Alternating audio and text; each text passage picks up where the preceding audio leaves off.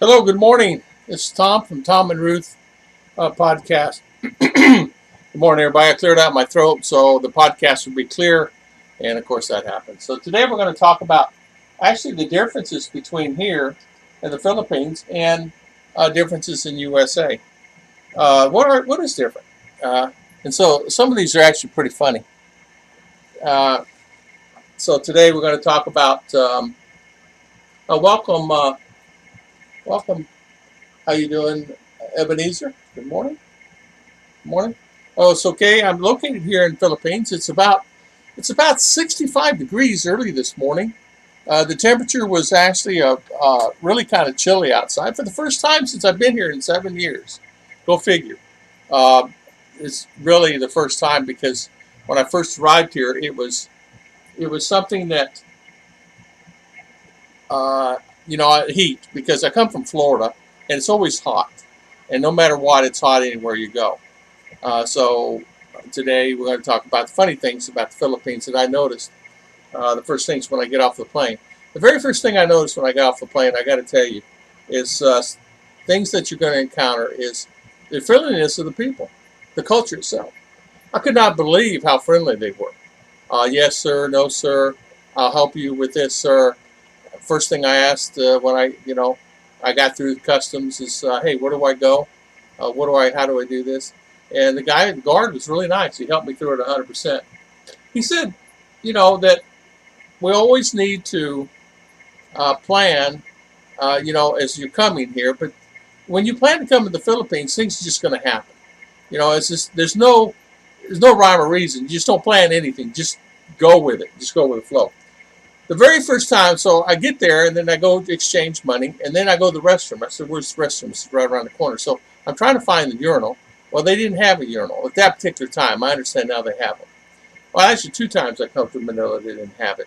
But anyway, I guess this was, I don't know.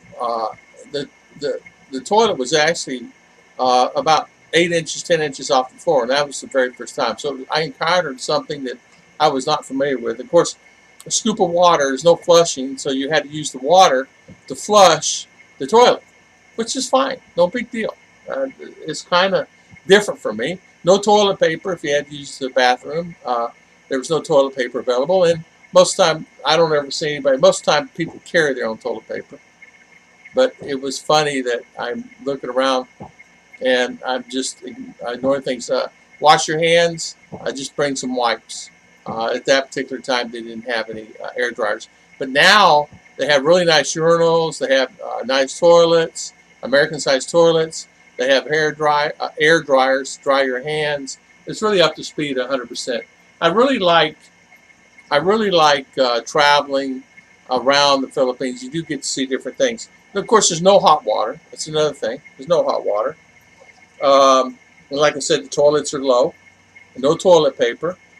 And I went to go get something to eat. I met Ruth for the first time, and we get to the hotel, and I said to the taxi driver, "How much to take us over so and so place?" He said, "Well, it's going to cost you 400 peso." We said, "It's a little steep." That's very steep. He said, "I'll just take a taxi. We'll get this other one." So she went to another guy, ended up being like 200 peso. And 400 pesos, $8 at the time. And I said, "What are we worried about?" She goes, "No, it's about money and the guy taking advantage." So that was my experience there. Not a big deal to me, but to her it was. And you know what? It is now to me too. Somebody overcharged, which I've been overcharged before, many times, many times. They see me as a person. As white skin, as they call it, they want to try to take advantage. But I'm not an American. I'm an American foreigner, but I'm not someone that I uh, dwell upon a couple of dollars. But someone's trying to get $20 out of me, it'd be a different story. Like I said, toilets are low. The food was limited when we went to eat. And what I mean by limited, they had one beef dish and a chicken, and the chicken was about the size of, if I would take my two fists and put together, it's very small, and so that's the norm for where I live now and where it was in Manila also at that particular time. Now remember, this was 7 years ago. Transportation was an issue, getting to point A to point B, and I was I was having a problem with that, getting to the point across town and fitting in the tricycles. I can't fit in the tuck.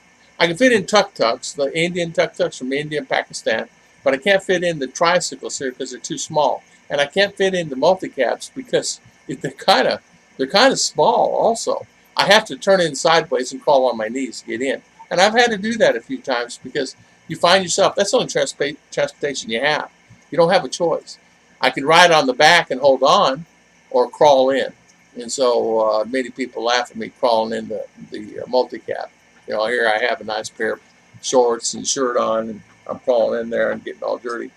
Uh, Getting somewhere is sometimes an issue, and you got to be prepared for that. So, for an example, say for instance you have a flight out and you need to get somewhere, and the flight is, say, 2 hours from now. You need to get to the airport. I would suggest you go because you never know what's going to happen.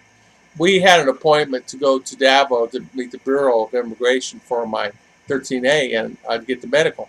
And the doctor said, "No, make sure you're here at 9." So we left early in the morning, like at 5, and we knew we'd get there in about 3 hours because early in the morning it's easier. They don't stop, get something to eat, stop here, stop there. They directly go. Well, this particular day we made it at 9:15. And day late, dollar short. The doctor left, and I had to reschedule it. So that means there's a wasted day. So I didn't have R with me, so we ended up spending just a few hours there and just coming back home and trying to make the best of it as the day, and enjoying ourselves. We ended up going back. It's not a big deal. Clothes and shoe sizes. Your shoe sizes, your shoe. I'm a size 11, 12. Depends on the shoe manufacturer. I'm an E, D or E, Y foot, like Fred Flintstone. The clothes and shoe sizes are hard for me to find. A 5, double X here, triple X, quadruple X will fit. Depends on what kind of cut it is, if it's European style or the cut. Man, I had a heck of a time finding clothes here. And like this shirt here was sent from a friend of mine there, Mr. Mitch in Florida. He sent me some shirts. The weather, of course, is the same here it is in the U.S., and it's really nice. The thing of it is, it's hot, and it's close to the equator, so it's going to be hot. When you get in the sun, that's the reason a lot of people have umbrellas. They ask me all the time, how come you don't have an umbrella? But as you know, in the U.S., we're kind of used to just walking around. We don't have umbrellas unless you're getting ready to rain or something like that. And a lot of times, even rain, have an umbrella unless it's a downpour. We usually don't do it. We can make it to the car or wherever we need to go because it's usually pretty covered most of the time, depending on where you live. Most don't have fridge here or TV. That just shocked me to death. I go, you have no fridge? No. You have no fridge, really? And no TV? No. Okay, and it's getting dark. When we first arrived, I got here early in the morning, and there's no lights. I said, where's your lights? You don't have lights? Oh, no, we use kerosene. So that was my first experience at her sister's house. Now she has a fridge, she has a TV, and she has electric. But then she didn't have no TV or electric or anything. And so that was really a shocker to me. I said, everybody like this? Yeah, pretty well everybody on our street. I mean, the lady over here has 2 freezers, but she has storage. She does the ice. And so that makes it nice, She said, so we need ice. But that's another thing you got to be prepared for. Don't drink the water. It's like Mexico. Don't drink the water. You drink the water, you'll get sick. I did a mistake one time. I said, does this tea have mineral water in it? Oh, yes, sir. It's mineral water. Well, as Filipino, she took it as drinking water out of the faucet, and they made iced tea out of it. So I drank it and had a couple sips out of it. And I said, this is not good. This is horrible tasting. Oh, no, it's fine. I told Ruth, I said, give me a Coca-Cola. I'd rather drink a Coca-Cola. So I had a Coca-Cola instead, and, of course, I caught typhoid. It was about, I guess I'd been here probably about 8 months, 9 months. I caught typhoid twice, and because of the water. And I was down. I thought I was dying. I really thought I was going to die. That typhoid had me really bad. But most don't have fridge, things like that. Now, another thing is really amazing here is family sleeps together on the floor. So you'll have a room. They'll just throw mats on the floor and they all sleep together. Meaning, you hear my dog out there. Their family sleeps together. So they throw mats on the floor, or maybe they have bedrooms, or they just go in a bedroom. Now, mom and dad maybe will separate, but there's a lot of time where everybody's in one room, and they just manage on one bed or one big bed, and everybody sleeps on it. You'll have whatever, 2 3 kids or whatever, they sleep wherever, and they sleep on the floor. A lot of them sleep on the floor. My first experience was that when I first got here, one of her sisters, and I opened the door and I go, oh my goodness, everybody's asleep. And how many? It was, I don't know, 12 people on the floor and sleeping all witchy way. I said, man, man, man. In the middle of the night, I have to use the bathroom.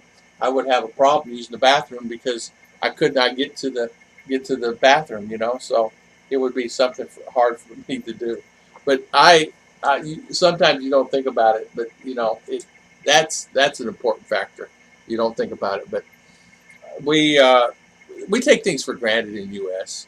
We take things that it has to be a certain way. We have to have it this way, but they're contented sleeping on the floor. And I have to admit, I've slept on the floor in my life too, and have a real nice big bed in the U.S.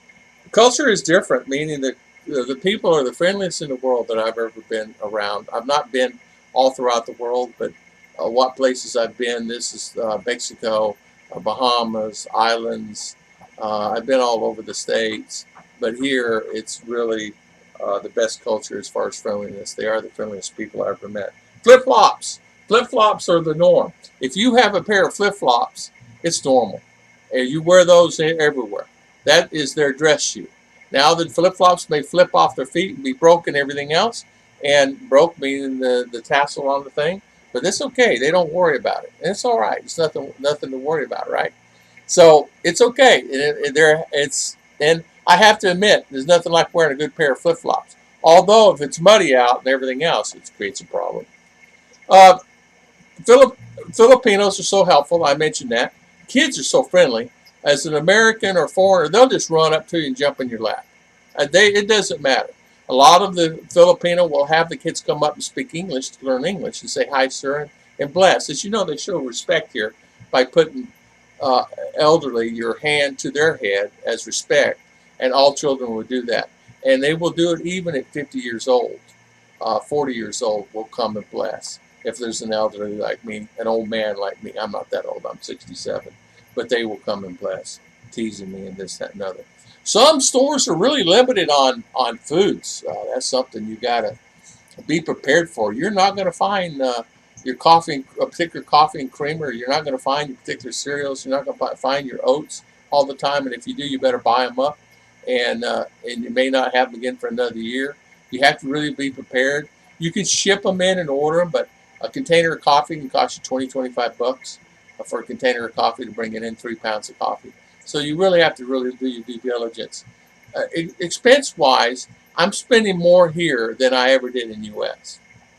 And it's funny. It's because we're ordering this, ordering that, and I have to pay, $45 for a pair of shoes that fits me, where I can buy them in the U.S. for 10 to 20 bucks, something like that. I remember buying a pair of real nice shoes there on sale at a store, and it was 20 bucks. It's okay. Businesses come and go quick here. You can have a business open, and it's funny. The business will be open, and I go there. I say, "Oh man, we got to come back. I see some stuff that I want to buy. Let's come back next time because I'm tired or it's hot or whatever."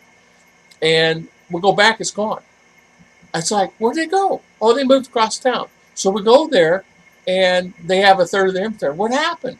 Oh, we had to move because they're building a DIY store, or we had to move because they're putting a plumbing store, or this. Well, didn't they know that when you moved in? No, sir, I guess not. But we're here now, and struggling. And I feel so sad. So I always buy something. I don't care what it is. If I go in that store, I buy something, whether I can use it or not. And buying something meaning something that 2, 3, 4, 500 peso, $5 or $10. It's like the lady told me the other day, "You're the only sale of the day." I said, "Really?" It's 2 o'clock in the afternoon, and a lot of times you see vendors, and they'll be walking around the streets here with bananas. And I said, and they always tell me, you're the second sale of me today, and I've only sold, when I sold this morning, it was 8 peso. And so if you're here as a foreigner, help out as much as you can. Buy locally, help out the farmers, help them out. If you see somebody on the street, slide them 100 peso. Don't make it known that you can do it. Do it nonchalant, because you'll get attacked by 50 kids wanting money from you, and you will do that anyway. Beggars will just eat you alive if you're not careful. That is a fault here in the Philippines. This is really a problem. No matter where you go, you're going to get hit up really hard. And there could be 10 people around you trying to get money out of you. And believe me, keep your pockets closed. Keep your wallet in a spot that people can't grab it, because they will take it from you. I had a boy about 14 years old reached his hand in my pocket trying to grab my money. Luckily, I keep it in another, my money in another pocket locked, with a button. And another kid was in my bag trying to get my wallet out. So, you have to really be careful. And don't think you don't get robbed. A lot of guys have gotten robbed here. In fact, I know I can speak of 9 or 10 vloggers. Mike Casey got robbed, and 1 or 2 times. Rique's got hit up a couple times. There's quite a few guys that got hit up for money, and you just got to be prepared for that. So lots of out of stock items too, and you get a lot of scams. So out of stock items and scams is not the same, but you get a lot of out of stock items when you go to the store, like I said. Also, scams, scammers, scamming. There are always a lot of scamming all the time. You got to be prepared. You see something on TikTok, or see something you want to buy, make sure you do your due diligence. We got taken for quite a few bucks.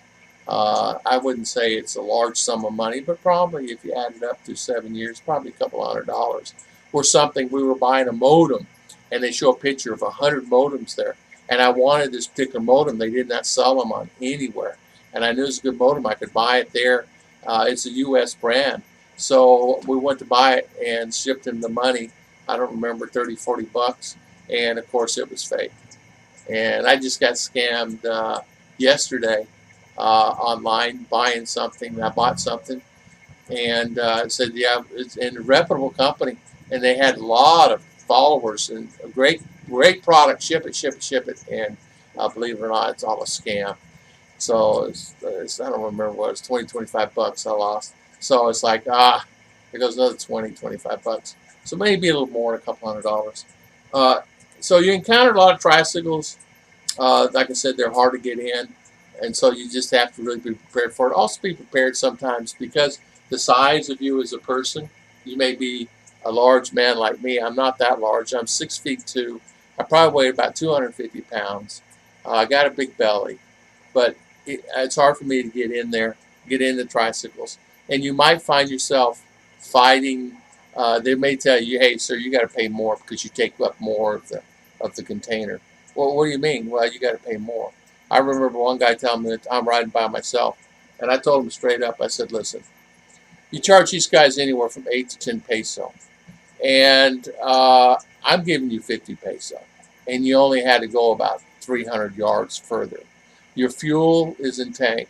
If you want to take this and dispute this, I'd be gladly, we'll go to the municipality and we'll talk to the mayor about this. I'd gladly go to the police department with you, and we'll gladly talk about this if you want. If you want to call the police, go ahead, but 50 peso is enough. And I'm glad to do that. I said, I could turn you in for trying to boy, he started doing the backspin. And so, oh, no, sorry, sir, sorry. I said, listen, I'll give you 100 peso, but now since you did that, I'll just give you the 50. And I always give everybody that takes me anywhere is 100 peso minimum, and they charge me normally about 20 or 25. I just give 100. It's $2, and it's well worth it. I was impressed. One thing I got to tell you too, I was always impressed with all the love that you get, the love and care that you get here. There's quite a bit of love and care, and you have a lot of people that has that love and care that they'll always ask you how you doing, how you feeling, this, that, and other, and you ask them back, and they'll tell you. But the love and care, if you're sick or no, they'll give you the chair They'll give you, like you're standing, they'll go get a chair for you. If they have to walk down the street, one guy did that for me one time. We're getting the shots in the COVID time, and there was no chairs. It was hot. I was standing there. It's no big deal. I can stand for 5 hours, 7 hours. I'd already been standing for 5. So I said, okay, I was getting tired. The guy said, oh, sir. So he goes down over to some vendor and got the chair from the vendor. I guess he knew the vendor. Brought a chair back. He said, sit down. I said, really? He said, yes, sit down. I said, that's very nice of you. I tell you what, I gave that guy a tip, too, for going getting me the chair. Because, and there were some 80, 90-year-old people there standing. One lady passed out. But, it's hot. And, it was during hard times. It was during the times of that particular shot and things like that. But I do want to tell you, they're very loving and caring. They're very, you may find now, I tell you recently, I did find this out. Something that was a shock to me recently. It was really a positive before. I never had a problem before. I had surgery before.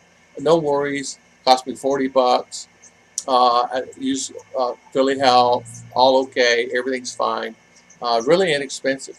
But recently, it's increased, and a lot of the doctors have left. So there's not a lot of doctors, and you have to be careful. You have to go to a specialist. So if you have something internal like circulatory or heart or organ, your kidney or liver or something like that, you probably need to just go to the doctor.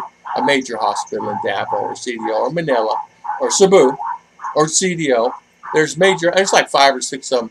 There are a couple of other ones up in Boholan areas, but just think about that. But I wanted to do this video today. It's kind of a short and sweet one. I don't even know how. I think 22 minutes. But yeah, in fact, in fact, Ruth and I were talking this morning. I said that lady was really nice yesterday. She goes, yeah, she's a nice lady. And I never meet a stranger. I'm always open, and I never complain. At least not in front of someone that they can say that American all he does is complain. I don't want, because Americans and foreigners sometimes already have a bad name in general, just by the way they act. I had a friend that he was like that. He was kind of bossy. He was that way in the U.S. when I knew him in the U.S. Went to lunch with him one time, and his wife was bossy, and he was bossy, kind of yelling across the room. And you don't do that here. They're very quiet here, and they don't normally. Another thing I was in shock with, I'll tell you this, is they don't tip. Nobody tips here. So if you see a waitress and she waits on you, you leave them a tip. It's abnormal. But they know that foreigners, depending if they work there, will tip. And sometimes pretty good. I mean, if the meal is $20, you give them, I always give them, 2, 3, 4, 500 peso, usually something like that, the tip. Anywhere from 6 to 8, $10. It's a big deal. And last one, I tipped everybody in the restaurant. It cost me $1 per person is 6 people. But next time I go in that restaurant, hey sir, hi sir. They're there at the table, and they always take care of me. Make sure they always give me extra food. They always give me seriously. I order a hamburger and fries, and the hamburger's piled high. The giraffe and the fries, there's enough fries there for 5 people. So they always take care of me, and that's like it is in anywhere. Anywhere you're going, even in the States. If you're nice and you're friendly there, and you know the lady and the staff there, they're going to take care of you because they want you to come back. Because the way things are these days, they want to maintain. I had a friend of mine said they had to close down the restaurant. They can't get enough workers to the restaurant. It was open from 6 to 2 normally, and they had to close it down a day a week. They don't have enough workers. They're so busy, and she said they quit on them. And she said, can't keep people now. I said, really? I said, heck, if I was there, I'd help out doing something. But I got a job offer yesterday. It was the funniest thing. I haven't talked to this company in quite a few years. I used to work for Apple iPhone, and this particular company was associated with Apple. Apple did other projects besides Apple. Apple is a growing company. They actually you're going to laugh at this. They put in magazines and things. But this company called yesterday. I left a message on my thing. I don't have the phone. I have one of those numbers, USA number, but I'll talk to you. But long story short, starting out at $14 an hour for the first 30 days, $17 an hour if you do a good job, 30 days later, $22 in 90 days. And all you do is put up magazines in stores every week. The income to start out is $2,500 a month, she said, plus all benefits and insurance for your whole family. Said, we're dire need of workers like you that we had before. I said, how? I haven't talked to you in 8 years, 7.5 years. I've been here 7. She said, yeah, I know. We need workers here, and you're one of our old workers we used to have, and we're reaching out to people that are retired because they seem to want to work, and we can't get the people who want to work here. At 20, I said, even at 14, I said, 14 an hour on top of my Social Security, I'd jump on that like crazy. You kidding me? And then I said, 20 an hour? She said, well, we'll start you at the 17. We're not going to start you at the 14. We'll start you at the 17 if you come back. I said, well, I'm not coming back just for that, but I said, when I do get to the States, whenever that is, I said, I'll look you up and hopefully we can have some type of thing. And I couldn't believe that. I was in shock. $17 an hour. I remember working for Apple. They paid me 11, and they thought that was good. They said, you're overpaid then. Yeah. And of course, I did have a company car, though. I was paid 11 company car. Of course, they gave you a brand new phone. That brand new phone and $5 will get you a cup of coffee, though. That's about it, right? Joking. But it was funny. Yeah, I remember. But when I worked for Apple, I asked for 1 month off. They gave me the 1 month off since I was coming to the Philippines. They knew I was basically, retiring. And they said, okay. So I come here, stay the month, meet Ruth and all that stuff, go back to the States, and expect to go back to work because I was going to work there 6 or 8 more months or a year, whatever. Get back, and that Monday morning, they said, okay, Tom, you and we have a meeting here at this store. And I said, yeah, it was at Walmart. I'll never forget that. It was about, I don't know, 15 or 18 of us there from Apple. I mean, some flew in from Georgia. Said, all you guys are terminated. What? Here's your checks. What? We got, leave your cars out in the parking lot. We'll take you guys home one at a time or fly you wherever you need to go. The guy says, yeah, I'm going to fly. You're going to fly? No, there's a plane ticket in there. You can fly back home. So that's Apple. And so I said, why? They said, well, sales are down and things are looking good. And that was 7 years ago. So you imagine now. But yeah, so I was out of a job. The next morning, that afternoon, I was like, oh boy, I'm retiring. I would like to have a few thousand more dollars. I was planning to work another year. And I said, man, it'd be nice. I don't want to be destitute. I had money. Don't get me wrong. I just wanted a few more thousand. It's like greed, So I'm sitting there, and the guy, I said, I know. I'll call the guy, the magazine guy, because we used to put those up for Apple. And he said, I call him. He'll hire me. Yeah, he hired me. He said, start in the morning. What'd you make Apple? I'll pay you the same. In fact, I'll give you more and start him out at 14. He said, you don't have a company car? I said, no. He said, I'll slide you, a few bucks a week for gas. So he did. And so I worked for them until I came here. But it's funny. I ended up making more money with him than I did with Apple because I had full benefits. But the thing of it is, they gave more per diem, per mileage. And he always give me a gift card for 20, 30 bucks a week and say, go eat at TGI Fridays today on me. And because he would get hundreds of cards. The company would give him cards to give out to customers. And instead, he would give out to employees because he said that's added benefit. So he'd get these cards and just give them out to the employees. So all his employees would always have TGI Fridays, Chick-fil-A, McDonald's, and the cards would have $25. Sometimes I'd keep them and save them. I think I still have a couple. I know they're gone now. Okay, thank you so much, guys. Thank you so much for spending your valuable time with me today here on Tom and Ruth Podcast. Ebenezer, God bless. Thank you. Dane, thank you so much for coming on today. And thank you for Chris. Thank you for coming on. And I'll see you guys next time on Tom and Ruth Podcast.